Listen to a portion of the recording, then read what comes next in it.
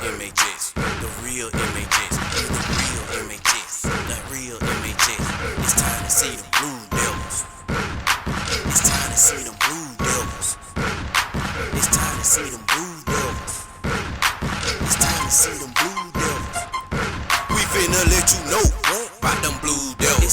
We finna let you know about them Blue Devils. We finna let you know about them Blue Devils. We finna let you know about them Blue Devils. Now if you want some, we got it. Now if you want some, we got it. Now if you want some, we got it. Now if you want some, we got it. Who is Buck Tinsley, and how did you get the nickname, the Bell Ringer? Alright, so Derek Jerome Tinsley Jr. Buck, you probably know me better. I'm a husband, I'm a father, I'm a son, I'm an uncle, I'm a brother, I'm a football coach. You know, I put my life in order for as God, family, and football, and I try to follow that and don't really worry about too much other stuff. The name, the Bell Ringer, that I got for myself here at Marietta High School, my senior year, I was able to be Super 11. That's top 11 players in the state of Georgia. And we got a bell down here that we ring every time we win, because it's a victory bell, and they ring it every time you score touchdowns. And I would like to say that I had a whole lot to do with that person ringing that bell, man. Nice photo picture that they did of me back in the day. I still got it, man. And just had me standing on the bell. I was #1 in high school. I had a helmet in one hand and football in the other. Amazing picture to me, you know what I'm saying? Then I look back on it, but that's how I got the bell ringer, man. That's how I became the bell ringer. When did you fall in love with football? I fell in love with football in 1988. I was 5 years old, staying in play home projects. And as little kids, we ain't had nothing to do but go outside and play football, man. And when I started playing football, I just instantly knew this is what I wanted to do. And then when you're little and you get to go to football games, that just even makes it more of a destiny for you, especially just to come up here and be a Marietta Blue Devil. Okay, now arguably I can say you was a better track star. Yeah, that can be argued, because as a high schooler, I was never a state champion in football, but I was definitely a state champion in track as a team and an individual. And to this day, a lot of people will be able to tell you about our track team, and definitely my track team, my years in high school. But you know, I like to tell everybody, man, I just did football first. I love them the same. I just did football first. So you had in track, how many state championships did you have? Or so in track, I two-time back-to-back state champion as a team for Marietta High. My senior year, I was the high point champion at the state meet. Won the long jump, won the 4x1, second in the 200, third or fourth in the 100. Feels real good to be back here in Marietta. I'm going on my 10th year being a coach here. I had the perfect role model in James Friday Richards. So being back here coaching in Marietta, man, I just feel as if I'm doing what it is the Lord is wanting me to do. Also, I'm doing something that Friday did for me. And my playing days are over with. I still have a good little bit of knowledge of the game, so I'm just trying to pass it down to the next generation of Blue Devils that are coming through here. So, you know, I love being a coach, man. I'm happy that I became a coach, you know, because once I got done playing football, it was a hard, rough transition for me personally. But becoming a coach, man, has definitely opened my eyes to what it is I can continue to keep doing in this community and beyond. if you don't mind me asking, what are your top 3 players ever you've seen at Marietta High School football? Top three players that I ever seen here. I only seen Eric Zai for 2 years, but what I seen for him out of them 2 years, he gotta be 1. Amel Jackson gotta be 2, and then I'm gonna say Travis Zachary for 3, and I'm honorable mention for number 3B. I got a whole lot of great memories here at Northcutt Stadium, man. From just being a little kid and seeing how packed out it used to be, because the stadium back in the day was on top of you.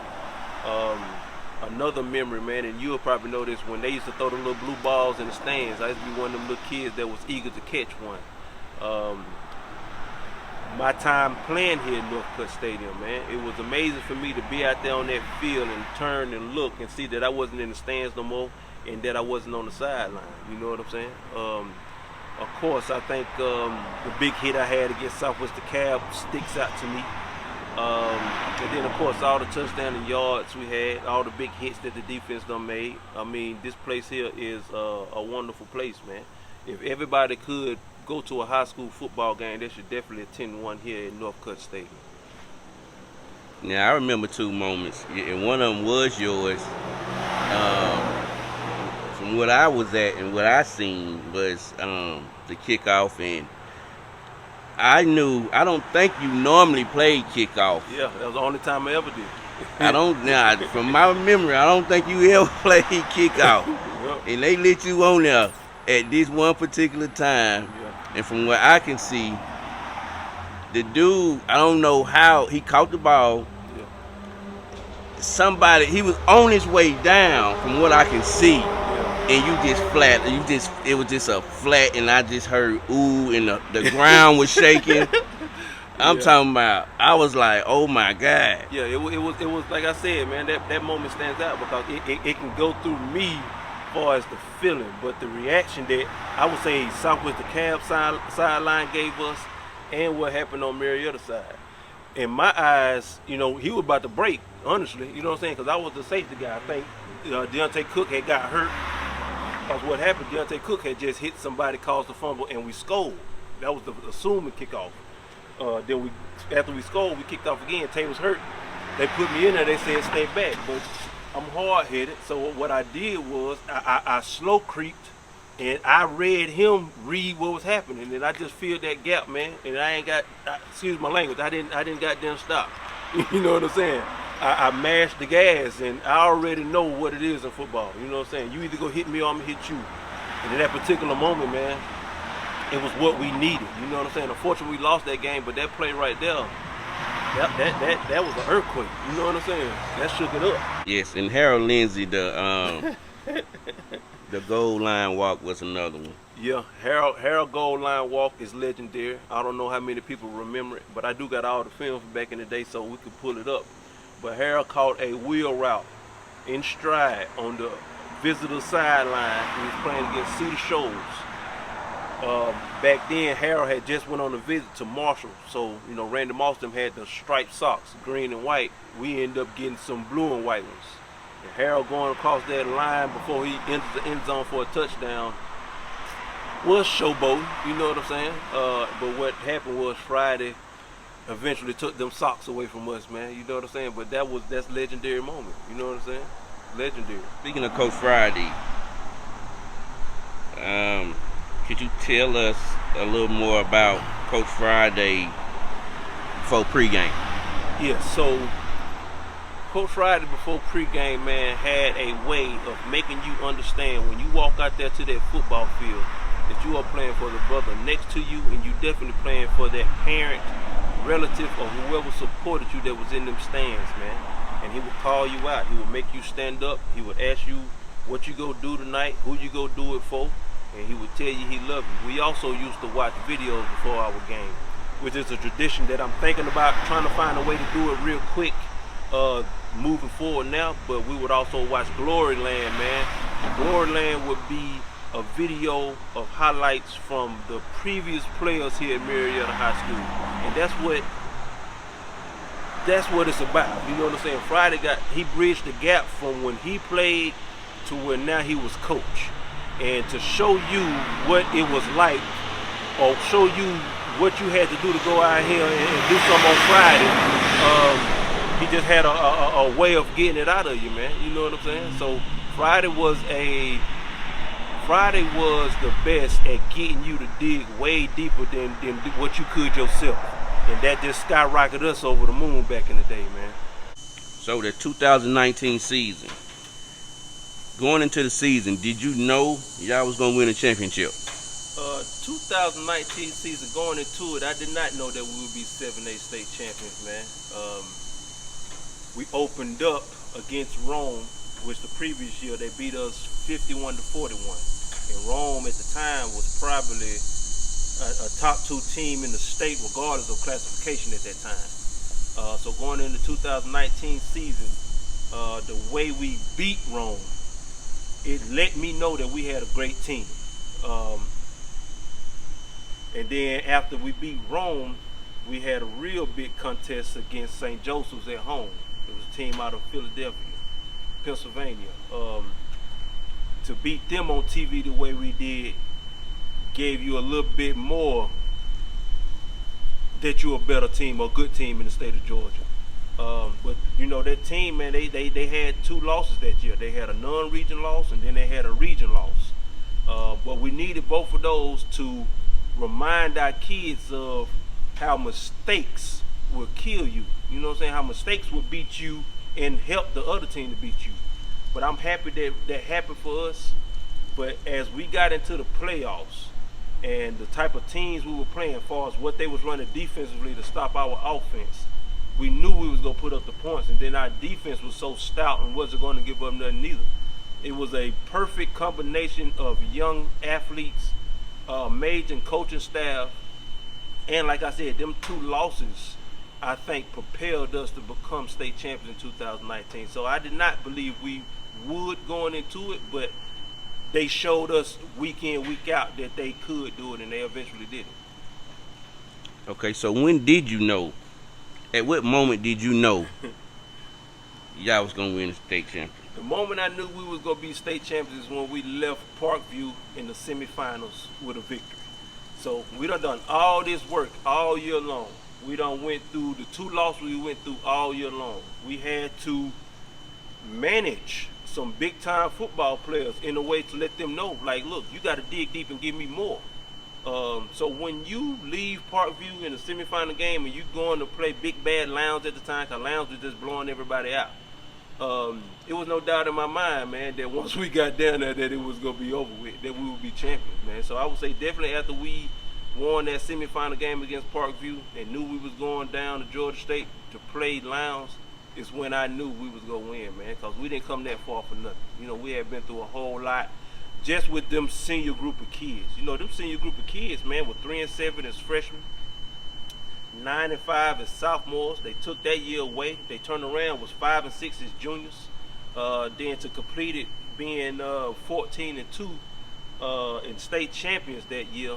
Them kids deserve that, man. You know, adversity ain't never hit nobody, but it hit them all kinds of ways. You know what I'm saying?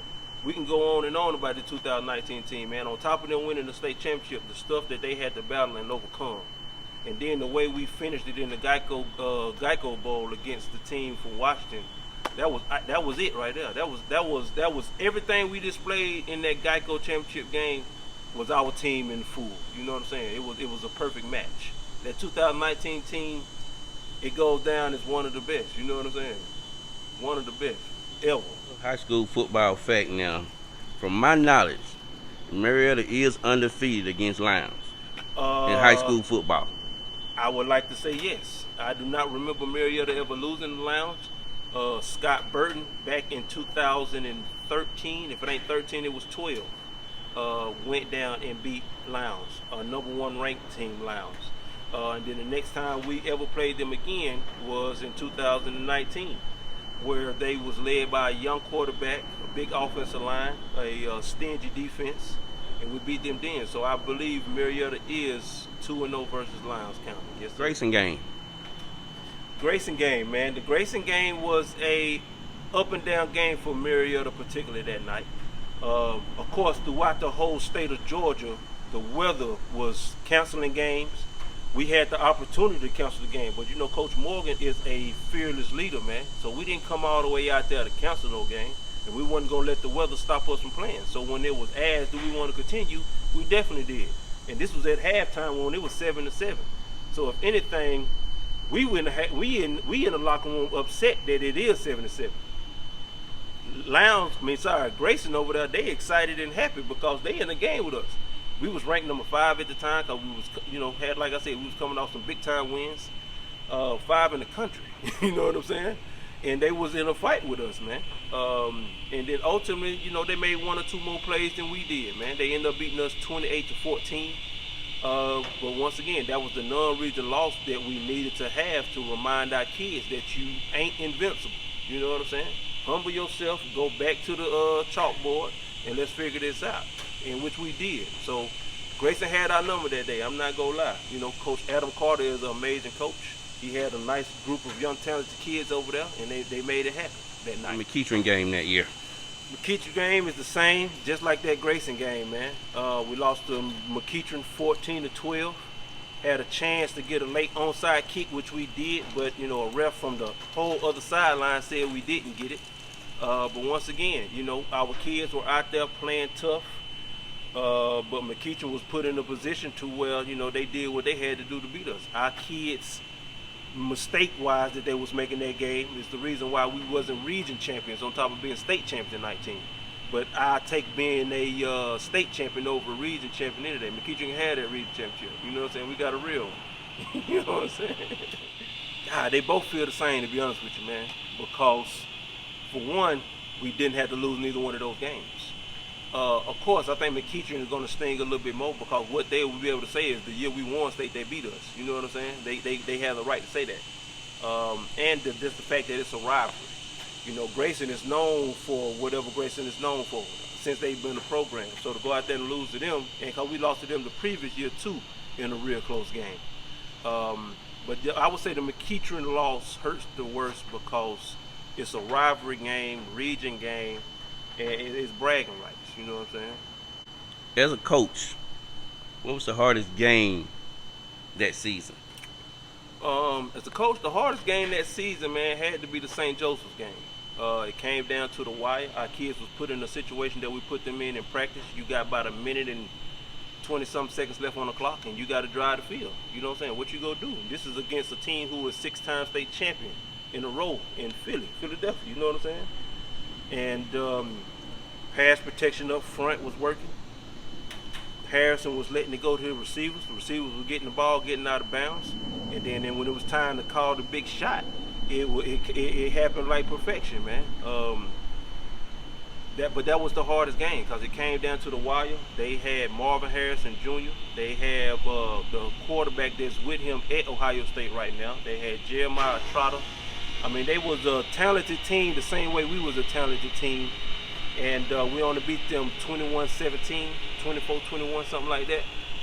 So that was most definitely the toughest game we played that year. Eric Gilbert, man, once in a lifetime generational talent. 6'5", 230. Now he's in college, so you know he's probably a whole lot bigger.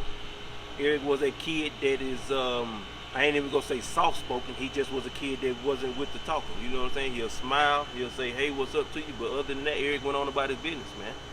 Eric played linebacker for us, DN for us. We done handed him the ball. He done played tight end. We done split him out wide. It was nothing that he couldn't do. And everything is in front of Eric right now. And he still is Eric Gilbert and going to have that opportunity and chance to let everybody still know who he is. But he was a rare talent, man. Real rare. You know what I'm saying? You don't find nobody that big, that fast, can catch, unselfish, and just willing to go out there and give his all. Amazing high school football player. B.J. Ojulari. B.J. Ojulari. My memories of B.J., man, date back to when he was in 7th grade playing running back. I think B.J. was number 32. Same thing in 8th grade. He was a running back, athlete. Got to high school and he was asked, or more so pushed and told, you know, we need you to play offensive line. Totally unselfish, didn't complain, didn't say a word, went and did it. You know what I'm saying? It was right tackle for us. Turned around and played defense end for us. BJ did all that and playing special teams, also having asthma.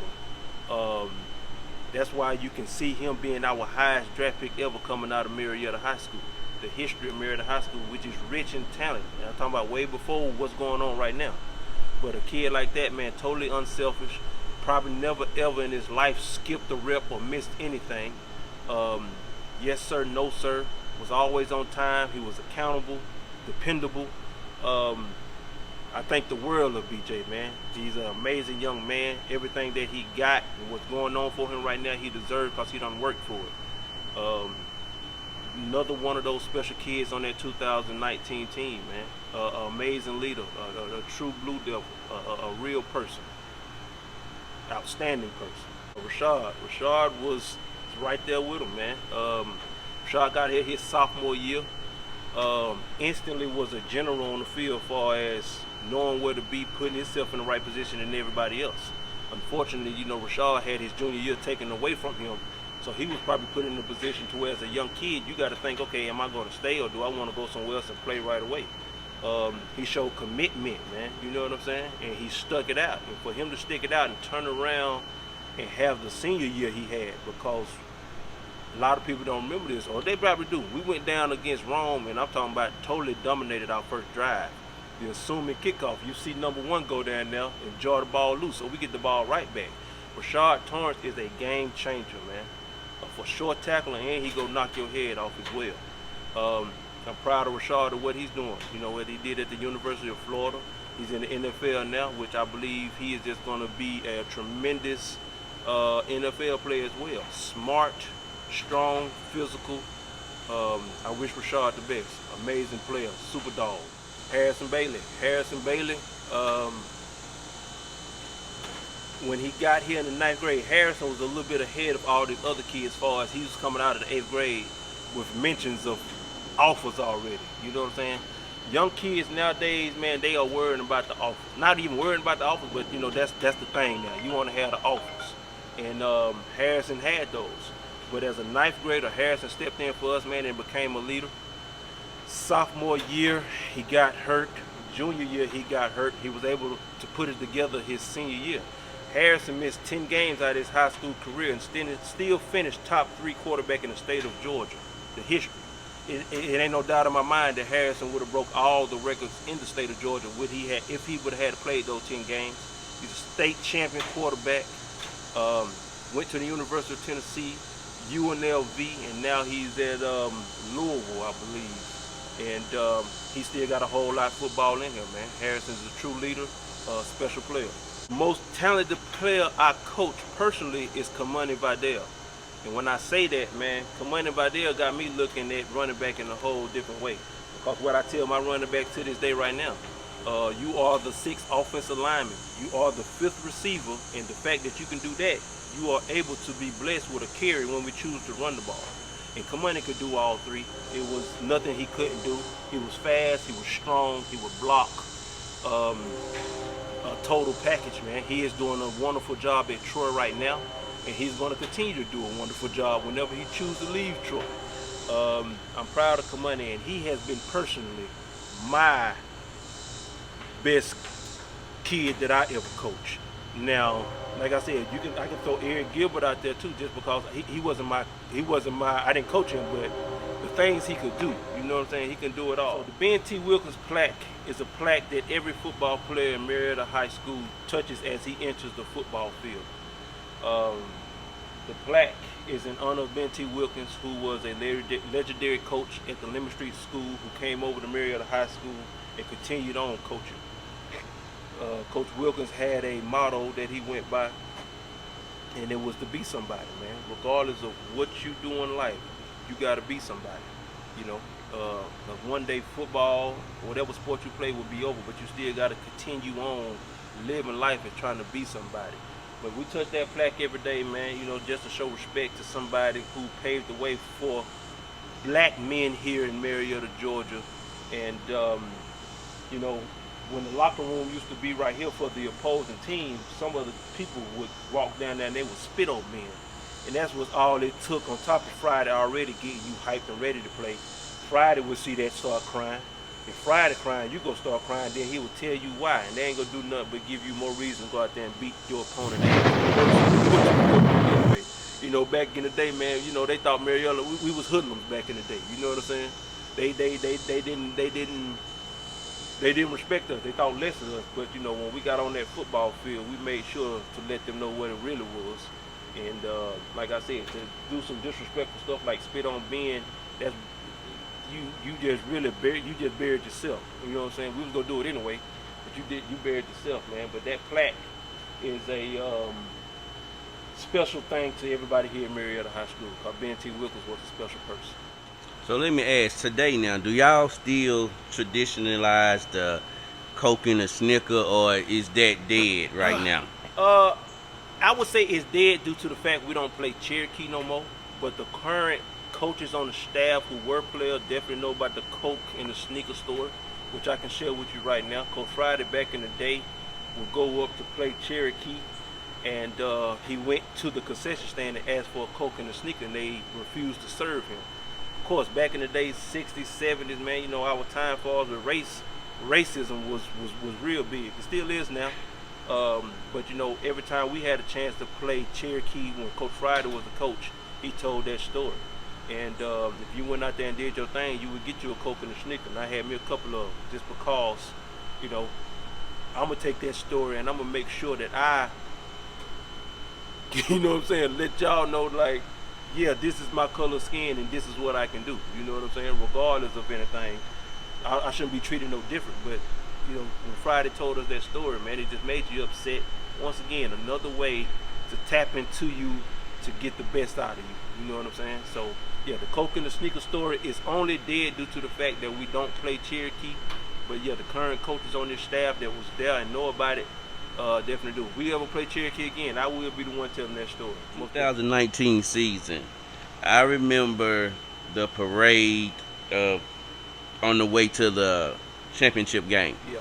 And I seen the big charter buses, and, you know, I seen the whole town behind the Blue Devils. Yeah. So, can you tell me, how was the bus ride there? The bus ride there was exciting, man. Starting from the charter buses, you know, Coach Morgan is top class, A1, you know what I'm saying? So we rolled down there comfortably. And then after getting on the bus, man, the parade, like you said, to see everybody lined up on Whitlock all the way down to the square, even as you going, the cars pulling over, honking their horn, holding up signs, is out of a movie. What you see going to a game, man. I got chill bump telling you now. To be honest with you, it's crazy because the support. I would say we won the game right there. Cause to have these many people around you, man. And then another thing, when I was on the field, and it was a close game, we won 17-9 in the state championship game. But I tell you, when I turned around and when I seen everybody from Marietta, you know what I'm saying? That was it, man. That bus ride was the start of things to come that night, that day that we became state champions back in 2019. Bus ride was wonderful, man. I appreciate the city of Marietta for even doing that. And what we are doing is a coaching staff working diligently and hard to get our kids back there again, because we can do it. We know we can. Without a doubt, we know we can. All right, so once you pass the parade, and, you know, there's no more people there, Yeah. at this moment, what happened? So after you pass the parade, you on 75 going south, man. You know, and on my bus, it was quiet. You know, kids listening to their music. You know, and you sitting there as a coach, you going over everything, making sure that your X's and O's is all checked off. Another thing about that game, man, just about the game, because like I said, on that ride, after the parade, the excitement, after that comes some calmness. But what happened too, Coach Morgan calmed us all. I want to quote this, and I'm always going to remember, because when he called everybody up before we went to field, he said, listen here, fellas. He said, this game is going to be over quick, meaning like, we gonna win. You know what I'm saying? This game is gonna be over quick. And sure enough, man, like I said, the game, once again, we came out, we dominated. You know what I'm saying? It was how we started the year against Braun, we finished it the same way. Total domination. Of course, you know what I'm saying? This is a state championship game, so Lowndes was gonna make some plays. But I remember Coach Morgan telling us vividly, listen up, this is gonna be over with quick. You know what I'm saying? But the ride down now, after the parade comes, when you got down there, Coach Morgan even calmed you more, because he just reassured us you done did everything you had to do to be crowned tonight. And it definitely happened, man. Definitely happened. So that first feeling, I guess in the fourth quarter, with a minute left. Yep, that feeling I had once I knew like it was nothing they could do to win, and we had won. We was backed up in our shadows, man, and we ran. We gave it to Kamani Vidal. That big offensive line we had, Kamani Vidal, they got that thing up out of there, man.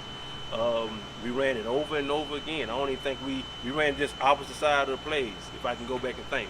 And like I said, that was one of the times when I turned around and I seen the crowd, man. I seen the crowd going crazy. I embraced Zach Shelton, who's a Marietta High School grad that was on our staff, man. You know, we sit here, we talked about Friday, I hugged Braun. I mean, we was just totally excitement, man. Total excitement, man, a feeling that I ain't gonna never, ever forget. You know what I'm saying? We from here, you know what I'm saying? Me and you most definitely, we from here. We from the brick, you know what I'm saying? So, you know our feeling about it, you know what I'm saying? It really happened. Like I said, I always loved and wanted to be a state champion as a player, you know what I'm saying? I only could do it as a coach, though. But that's thanks to the city of Marietta, that's thanks to Richard Morgan, that's thanks to all them kids and our coaching staff. Our sports med team, like that was a collective thing. When Marietta won state in football that year, Marietta won state all over there. I like to tell everybody, when we won state championships, when the world went crazy, because COVID hit right after that. You know what I'm saying? We set the world on fire. A regular person in Marietta that know you will call you a legend. Okay. Now, how many rings do you have? So, I have a 2000 track state championship ring as an athlete, a 2001 state championship ring as an athlete. I have a 2018 girls track and field ring. I have a 2019 football championship ring. I have a 2022 boys track and field state ring. So I got 5 rings, man. I'm one shy Jordan around here. You know what I'm saying? But that's thanks to Richard Morgan. That's thanks to Nick Huskalauskas. That is thanks to Roscoe Goose and James Friday Richards. You know, they was coaches on every one of those championships that I was a part of, man.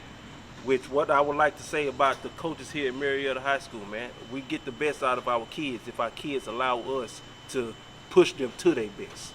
I love these coaching staff. I love the coaches that we have here. And, you know, the kids are a direct reflect of it, you know what I'm saying? It's success going on around here in Marietta athletically, academically as well. Coach Morgan. Richard Morgan, man. Coach Morgan, I am honored to be a part of his coaching staff. When I first met Coach Morgan in 2016, I introduced myself and he replied, "I know who you was, man." So that instantly gave me a safe place with this man, you know what I'm saying? The fact that he knew me or remembered me because he coached down here. I don't know how many people know that Coach Morgan coached down here in Georgia at St. Pius and Tri-City. Before he left and went to Virginia, came back.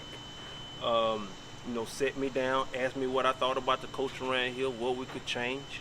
And then after that, around 2016, when he got down here fully, just to let you know how much of a guy he truly is, man. I had kids. I had twins. I got twins, Isabel and Isaiah. My wife delivered them October 20th, 2016. But you know, Coach Morgan gave me $200, man, and a changing table. You know what I'm saying? He ain't been knowing me all his life. You know what I'm saying? But he went above and beyond to do something like that. That would stick out to me on top of where I see him as a coach. You know what I'm saying? So he's a way better person than he is coach. And you combine that together, man, that's why we see the success of this Marietta program. Kids going to college, kids getting drafted, us winning championships. And it's still there, you know what I'm saying? We're just trying to get these younger group of kids to trust and believe in the process that we're giving them. You know, as a coach here at Marietta High School, Coach Morgan has laid down the foundation as far as, you know, we are a family striving for greatness, trying to make an impact, and we are trusting the process, you know. So everything he's done laid down and laid out, if you follow it, you have no choice but to be successful. And that's just not on the field. That is when life is done and over with. You know what I'm saying? Because these kids are going to have to go on and be fathers, husbands, employees. You know what I'm saying? They're going to have to learn the way of the world. And, you know, Coach Morgan is doing that the best way he know how and the best way he can, and it works. At the end of the day, it works, man. I'm learning and becoming a better person because of him as well. But I love Coach Morgan, man. He's a hell of a man. Fair guy. There's nothing wrong that you can say about Coach Morgan. If you do, you're a hater. You know what I'm saying? You a hater. Braun Mitchell, number 11, quarterback. Winningest quarterback here in Marietta High School history. Braun is the GOAT, man. Growing up, me and my best friend, Sahara Brinson, we wanted to be LeBron and Travis. You know what I'm saying? They was a dynamic duo on the football field and on the court. Braun was a quarterback, went to the University of Georgia. There was some good quarterbacks there at Georgia while Braun was there. Braun was athletic enough that he made the transition to receiver, played real well there. You know, had his stint with Detroit Lions and came back here and has been in Marietta City Schools, coaching and teaching. Like I said, he's one of my role models, so I know that these kids that's on our team got to look at him as the same, man. I always seen Braun doing the right things. I love Braun to death, and you know, I still try to follow and mimic Braun much as I can, man, just because that's what I always did, and it ain't no need to change, man, because Braun get the best out of kids, you know what I'm saying? And he's definitely a legend here, Hall of Fame in Marietta High School, man. I love Braun to death. Terrence Huey. Terrence Huey is my brother, man. Terrence has a story on his own that he can definitely probably share with you. But I met Terrence before I got to know Terrence. Javar Summerall. I grew up with Javar Summerall, man, off Allgood Road in Redwood Glen back in the day. But I had moved to Six Flags Drive, and I had just came back to Whitewater one time. I seen Javar, and he was with Terrence. You know what I'm saying? That was my first time meeting Terrence. But then we got to high school, and Terrence was our first leg on the 4x1 relay team. Terrence was playing basketball, and he also was playing football at the time. Terrence had a difficult life for us. You know, he had to sometimes provide for himself and his family as a young man. But Coach Friday came in and changed all that around. So when Coach Friday came and got Terrence and adopted Terrence, I would spend a lot of time over at Friday house with Terrence, and we just got way closer, man. I think the world of Terrence. He's a great man, great father, teammate, brother. Terrence is remarkable, man. You know what I'm saying? I can't say nothing but great things about Terrence Huey. State long jump champion, record holder here at our high school. I mean, I can keep going on. University of Clemson running back, ran track there as well. Successful far as working right now still too. And just willing to give the shirt off your back, man. He would take the shirt off your back and give it to you. You know what I'm saying? Terrence, my boy. Who would you say was the fastest person on that track team that year? So I can give it to you like this. My freshman year, Terrence sophomore year, I can beat him in everything. My sophomore year, his junior year, he can beat me in everything. My junior year, his senior year, he could beat me in everything. This is the best way I could describe it. I mean, I'm just speaking about long jump, you know what I'm saying? But me and Terrence will go back and forth with everything. But if you was in high school from 1997 to 2001, Terrence won state championship 2 years, back to back. I got second as a freshman, and I won it my senior year. You know what I'm saying? If you was ever in competition with me and Terrence back then, man, you was going for third place. You know what I'm saying? But back then, the fastest person on our team, like I said, you can go a year when it was me. You can go 2 years when it was Terrence. You can also throw John Fortenberry in there. You got Tay Cook. You got Tim Dancer, Michael Dodd, Tristan Thomas. Our track team is phenomenal, man. You know, like we talked about earlier, you said you could say I'm a better track guy than I was football. That's a true argument. You know what I'm saying? And that track team, mine, 2000, 2001, I put it up against anybody. You know, you hear about the great Southwest DeKalb track teams back in the day. Willer had great track team, but Willer didn't win no track state championship until we left.